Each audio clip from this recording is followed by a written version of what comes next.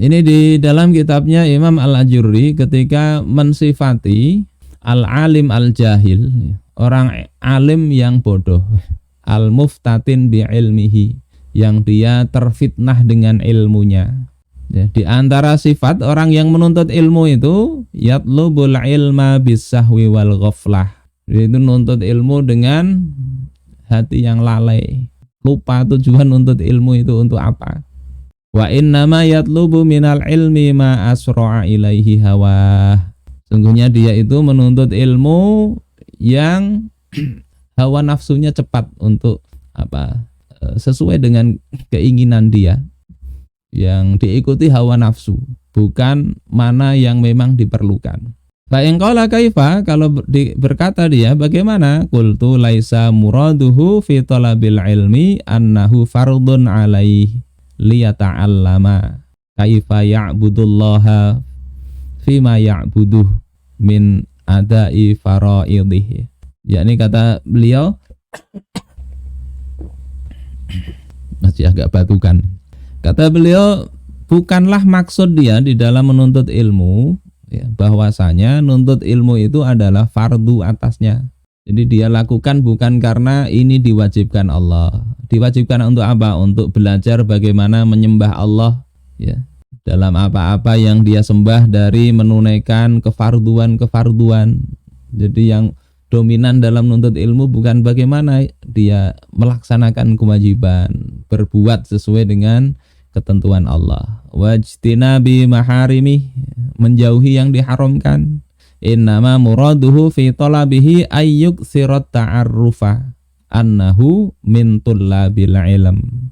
Sesungguhnya ya, maksud atau tujuan dia menuntut ilmu itu agar banyak yang mengenal dia, bahwasanya dia itu adalah penuntut ilmu. Nah, ini kadang halus ya, masuk dalam benak kita. Kita belajar itu supaya disebut kita ini orang penuntut ilmu. Kita belajar supaya kita dikenal, oh saya muridnya syekh ini.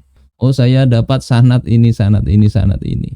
Kalau itu yang lebih dominan dalam diri, ya, na'udzubillah, mudah-mudahan yang kita lakukan itu bukan yang dominan ini, ya. Kalau ini yang dilakukan dan itu lebih dominan dalam diri kita, maka itu kita bisa tertipu dengan ilmu kita. Na'udzubillah. Ini kitab cukup bagus ini dibaca, Akhlaqul Ulama. Nah, yang berikutnya, nuntut ilmu ini sampai kapan? Niatnya sudah betul, ya. Pokoknya ingin nuntut ilmu untuk tadi kemuliaan Islam, untuk dakwah dan sebagainya. Sampai kapan? Ada imam ahli tafsir, namanya Imam Abu Ja'far At-Tabari, juga seorang ahli sejarah beliau ini. Saat menjelang ajal sakit itu, beliau masih meminta tinta dan kertas. Beliau ini terkenal dengan ya, kitab tafsirnya, ya, Jami'ul Bayan fi Ta'wili Ayyil Quran. Tafsir beliau itu juga penulis Tarikh At-Tabari. Beliau ini terkenal juga dengan ulama yang menjomblo sampai wafat karena lebih mementingkan nuntut ilmu, sampai mau meninggal masih cari kertas dan pulpen. Ditanyakan kepada beliau, afi hadhil hal, apakah dalam kondisi seperti ini engkau masih mau menulis juga? Maka kata beliau, yambaghi lil insan alla yada'a iqtibasal ilm hattal mamat.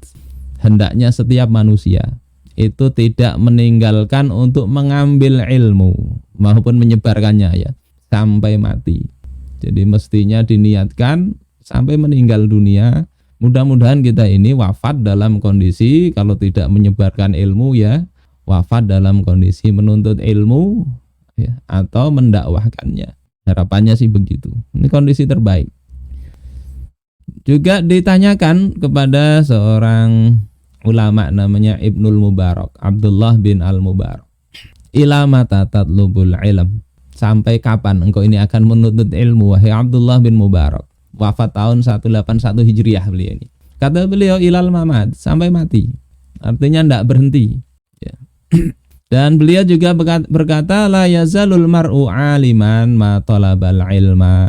seseorang itu senantiasa akan menjadi orang alim selama dia itu masih menuntut ilmu. Fa idza dhanna annahu qad alima, kalau dia menduga dirinya yakin sudah merasa alim, faqad jahila, maka sungguh dia telah jahil. Jadi ini mestinya mendorong kita, kekurangan kita ini apa? Kekurangan kita ini dalam pengetahuan itu, tutupi di situ. Tentunya yang kita punya nanti prioritas, mana yang kita prioritaskan untuk kita pelajari. Saudara-saudaraku sekalian rahimakumullah, ini berikutnya ini untuk meningkatkan pengajian nih, supaya pengajian itu ada peningkatan juga, ibarat sekolah itu ada naik kelasnya. Saya pernah ngisi pengajian ibu-ibu di satu daerah. Bismillah. Saya tanya ke ibu-ibu, sudah berapa tahun pengajian ini kumpulan ya? 15 tahun. Jadi luar biasa 15 tahun ini, kalau kuliah itu mungkin ya sudah doktor itu. Terus ya saya tanya apa yang biasa rutin dibaca itu pahamlah maknanya? Enggak. Jadi yang dibaca sampai hafal itu pahamlah maknanya? Enggak. Ya kita enggak menganggap jelek ya, tetapi mestinya kan dinaikkan kelas ya. Enggak cukup ya membaca menghafal ya, amalan itu tapi enggak difahami maknanya. Ini problem pengajian kita kadang seperti itu, enggak ningkat, enggak naik kelas, sehingga ketika ada orang mengatakan diajak untuk ini loh, agar masyarakat ini tunduk kepada hukum-hukum Allah Ta'ala, untuk memperjuangkan itu, akhirnya banyak orang mengatakan umat belum siap. Belasan tahun rajin pengajian dikatakan umat belum siap. Terus ngisi pengajian belasan tahun itu ngapain? Nah, ini perlu, ini apa yang dikaji?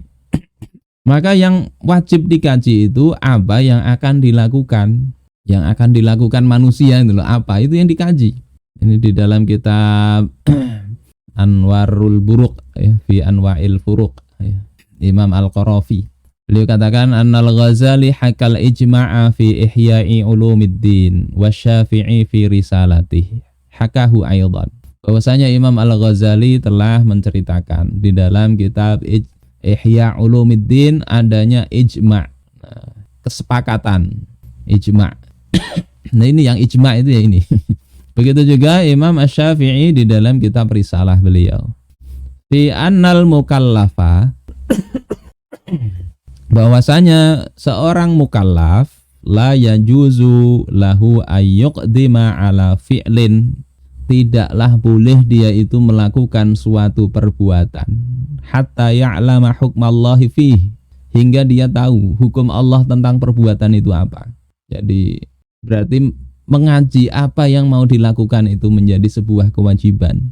Apa yang dilakukan manusia sehari-hari, mulai bangun tidur sampai tidur kembali, apa yang dilakukan maka itu wajib dikaji. Bangun tidur misalnya ke WC, berarti hukum-hukum tentang adab mandi dan sebagainya di toilet itu bagaimana. Kemudian sholat ya, kemudian pergi bekerja apa misalnya.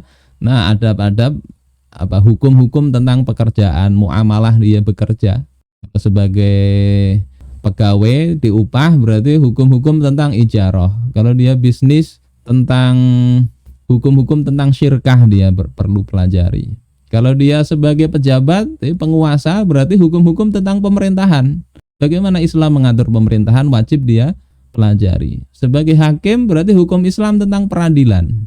Sebagai rakyat ya, dia mengomentari sesuatu, maka dia wajib untuk tahu apa yang dia komentari itu hukum Islamnya bagaimana, sehingga dia bisa memberikan komentar tidak melenceng dari ketentuan Allah Ta'ala. Termasuk kita ketika memikirkan sesuatu, kita juga wajib untuk mengetahui pikiran kita ini benar apa enggak. Jadi mestinya begitu, sehingga pelajaran seperti ini ya mestinya jadi bahan pengajian mulai bangun tidur sampai tidur kembali. Ini kadang sampai urusan menikah itu kan hampir semua orang menikah, punya anak, tapi hukum-hukum tentang pernikahan banyak tidak dipelajari. Sampai urusan cerai itu sudah terjadi talak 3 itu enggak ngerti. Ya Allah, ini problem. Padahal pengajian banyak ya. Mestinya itu materi kan begini, disusun rapi lah. Tapi ya tadilah kadang manusia ini seperti yang disinggung oleh Imam Al-Ajuri tadi. Ngaji itu sesuai kesenangan aja. Oh itu enggak senang kok. Ini giliran belajar bahasa Arab enggak senang. Tapi kalau pengajiannya kayak stand up comedy ya senang itu. Pengajian atau entertainment itu. Makanya ini tantangan bagi dai juga, bagaimana pengajian misalnya tentang bahasa Arab tapi juga bisa menghibur. Nah itu agak sulit juga mikirkan itu. Daripada mikirkan itu, yang mau belajar yang suruh berpikir, enggak usah mikir hiburan saat pengajian itu. Fokuslah.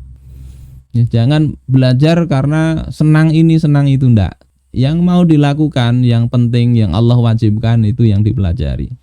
Kemudian kata Imam Al-Qarafi, faman ta'allama wa 'amila bi muqtada ma 'alima, barang siapa yang dia belajar, kemudian dia beramal sesuai yang dituntut dengan apa yang dia ketahui.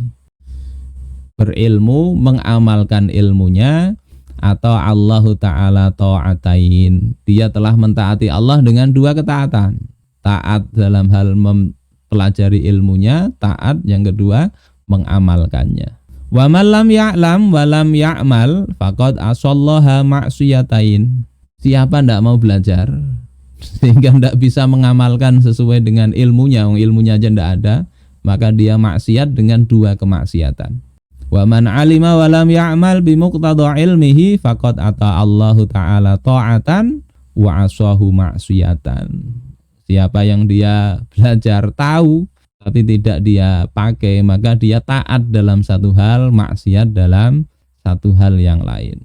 Sehingga tidak ada alasan bagi kita lebih enak kan tidak tahu. Kalau tidak tahu kan tidak apa-apa. Tidak tahu itu dosanya dua, ya dosanya dua. Dia bisa nanti memusuhi orang yang tahu bahkan karena tidak tahu itu. Bahayanya bukan dia melanggar saja, dia bisa musuhin kebenaran karena tidak tahu tadi. Seperti kata Zunnun al-Misri itu, an-nasu a'da'u ma jahilu. Manusia itu dia akan menjadi musuh apa yang dia tidak ngerti. Pernah lihat video itu. Pokoknya kita hancurkan khilafiyah. Dia mau nyebut khilafah jadi khilafiyah. Jadi tidak tahu dia beda khilafah dengan khilafiyah. Makanya dia musuhin. Banyak para ulama yang ketika tahu tidak berani untuk mengatakan hal-hal seperti itu. Jadi penting ilmu itu bukan hanya bisa untuk sekedar mengamalkan, tapi juga pentingnya ilmu itu supaya kita tidak memusuhi sesuatu yang Allah justru perintahkan gara-gara ketidaktahuan kita. Nah bekalnya apa? Panjang ini ceritanya, sudah parak jam 10.